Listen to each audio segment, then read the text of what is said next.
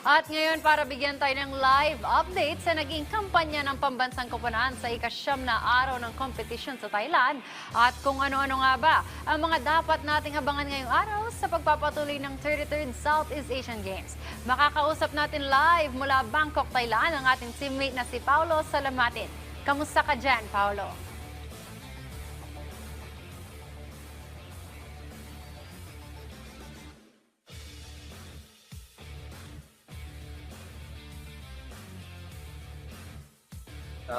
Na Kaya?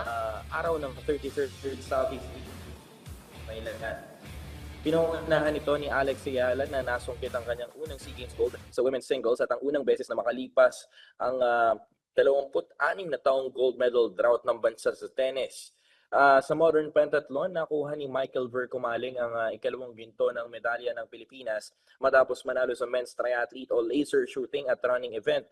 Nakapagtala siya ng oras na 14 minutes and 10.17 seconds kung saan ito ay kasunod ng panalo ni Melvin Sakay kamakailan sa laser run event.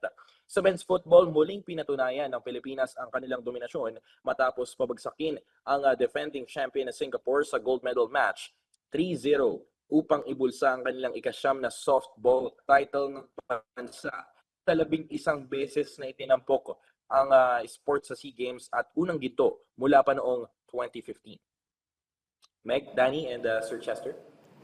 Yes, Paolo, no, after 26 years, gaya na nga ng sinabi mo, muli nating nakuha ang ginto sa women's singles sa tennis. Ano yung naramdaman ni Alex Ayala at paano niya inilarawan ang kahalagahan ng historic win na ito para sa kanya at para sa bayan? Yes, tama po yan. At hindi niya rin ito expect. Pero sa kabila nito, ibang-iba pa rin para sa kanya ang pressure pagdating sa pro at amateur which she is representing the Philippine flag. Iba rin daw kasi yung feeling na makasama yung iba pang players from the national team and to reunite with her coaches. Ibang-iba yung feeling and yun nga sabi natin at nung nakapanayam natin si Alex Ayala kahapon, talagang super hindi niya talaga in-expect at masasabi na natin malaking bagay yung exposure, yung experience na nakuha niya this year doon sa mga sinalihan niyang WTA events. So Paolo, tanong ko lang, what's next after winning this SEA Games kay Alex Ayala? May nabanggit na ba siyang susunod niyang tournament? Yes, pero nakagad yung magaganap ng mga WTA events niya next year. After nitong Christmas, baka mag-training siya agad, pero hindi natin naitanong kung dito siya sa Pilipinas mag-spend ng Christmas or sa ibang bansa. Pero sabi niya after this tournament sa SEA Games, talagang focus na siya sa kanyang pro ranks. Pala si Alex Ayala, dire-diretso lang ang training. Tuloy-tuloy. Para yung After momentum, ng momentum. konting Christmas break, sasabak pa yan sa Australian Open. Ito, Paolo, matapos makuha ng RP Blue Boys at RP Blue Girls ang double gold dito sa ginaganap na Southeast Asian Games, ano yung naging reaksyon ng Philippine softball team at paano nila tinitingnan itong tagumpay na ito bilang turning point sa kinabukasan ng softball sa ating bansa? Yes, magandang tanong din yan at magandang pag-usapan yan patungkol dito sa softball team natin. Dahil itong double gold ng RP Blue Boys and RP Blue Girls, talagang tumatak to sa history ng Philippine softball dito sa Pilipinas. At yun nga, isa lang ang panawagan nila na sana'y mabigyan ng karagdagang highlight yung kanilang sport at mabigyan ng suporta mula sa gobyerno dahil alam naman natin ang softball hindi masyadong ipinapansin na sport dito sa atin sa Pilipinas. Ito, Paolo, matapos yung inquiry ni ABAP Chairman Ricky Vargas tungkol na nga dito sa questionable judging dyan sa ating boxing athletes. sa perspective ng mga coaches, officials, at mismong ating mga atleta, meron na ba silang nararamdaman na pagbabago or fairness sa judging, lalong-lalo na papasok sa gold medal match itong si Yumer Marshall at si Ira Villegas? In terms of judging, masasabi natin medyo ganun pa rin, ano? Kasi may mga iniinda pa rin itong mga boxers natin at mga officials natin against dun sa technical officials ng boxing dito sa Thailand SEA Games, and kaugnay nga rin ito, no, kabilang dun yung hand wrap na iniinda nila. Meron kasing hand wrap na nakasagad yung maliit lang yung espasyo or yung haba ng hand wrap na pinatupad dito sa boxing events ng SEA Games sa Thailand. Impis na lalong-lalo sa mga malalaking division, hindi talaga papasok yun. Hindi nila matodo yung mga suntok nila kapag maliit lang yung hand wrap nila dahil manipis lang yun. So kailangan ng mga malalaking division yung mahahabang hand wrap, pero yun nga hindi pa nakikinig ang Thailand SEA Games Organizing Committee patungkol dito. At yun, in terms of judging, medyo masasabi natin na talagang pumapabor pa rin talaga sa Thailand ang kanilang sistema.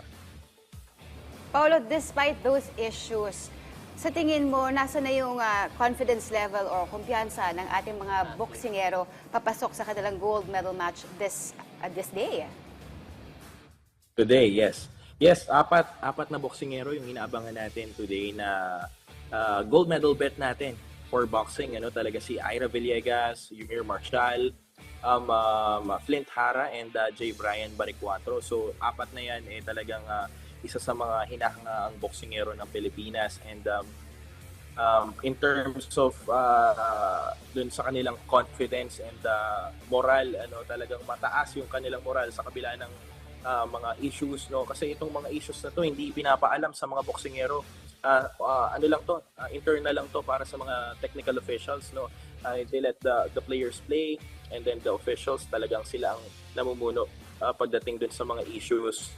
At ito kasi gusto nila nakafocus lang yung mga players, lalong-lalo yung mga boxing bets natin. Ganun din pala pagdating sa boxing Boxing. technical, no? Actually, karamihan ng sports talagang nakakaramdam ng ganyang mga issues. Depende na lang yan sa gravity. Oo, nangaro. Pero ito, Paolo, lipat naman tayo sa basketball. Nagpakita na nga dominasyon ng ating men's and women's team. Kamusta ang kanilang naging performance? At ano-ano ba yung magiging strategy nila dahil ang susunod nilang makakalaban ay ang ating ang host country na Thailand? Yes, maganda yan, no. Nakausap din natin ang head coach ng Gilas Pilipinas na si Coach Norman Black, and hindi siya satisfied din dito sa naging semifinals match nila against Indonesia dahil medyo dikit talaga, hindi nasunod yung gusto niyang domination ng maagang parte pa lang ng rounds, no, ng quarters. Hindi nila nasunod yon dahil medyo nahirapan din sila sa depensa na mayroon or kalibre ng mga players na mayroon ang Indonesia. And pagdating ng fourth quarter, talagang lumalaban pa rin yung Indonesia at nakahabol hanggang sa 2-point match nila. Yun nga, no, medyo nahirapan din talaga ang Gilas, and pataas ng pataas yung level ng kanilang dinadaanan, and ine-expect nila pagdating dito sa finals match nila against Thailand, talagang mas tataas pa lalo ang level. Sang-ayon ako dyan sa'yo, Paolo, na dapat maging very clear match yung game nila with Thailand, because gaya nga ng sinabi natin, as of the moment, ang Thailand is undefeated in terms of mga previous games nila. Ano sa tingin mo yung nangyayari? Because dun sa first 2 games nila, ang naging problema was a slow start.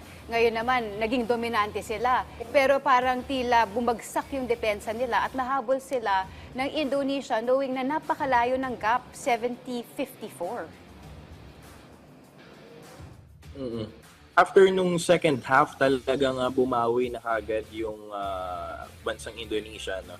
Yung Indonesian squad talagang hindi natin alam din kung paano nila nahabol, no. Medyo nagkaroon din sila ng despite dun sa nagkaroon ng 12-0 deficit, no, 12-0 run, nagkaroon sila ng mga errors din, and sa kabila nun talagang nalampasan pa rin nila at nakuha nila yung momentum papunta dun sa hanggang sa dumikit dun sa score ng Gilas. And yun, maganda pa rin talaga yung ipinakita ng Indonesia, and muntik lang at inabutan lang sila ng oras. Paolo, ano pa kayang mga event ang inaasahan natin o inaasahan nating mapapanood ngayong araw at sa mga natitira pang mga araw ng SEA Games? Yes, isa yan, no. Meron tayong boxing 4, no. Magsisimula lahat yan sa hapon. Wala masyadong laro ngayong araw ang mga Philippine squad natin. Pero yan, isa yan, 4 na boxers sa hapon. Magsisimula yan 3:00 ng hapon. And ito, Gilas Pilipinas, abangan din natin yan bandang hapon din, no? Mga 6:30, I think, if I'm not mistaken. So, ayan, marami-rami tayong mga aabangan pa, no? Meron din tayong mga ibang sport, pero iisa-isahin natin yan, marami pa.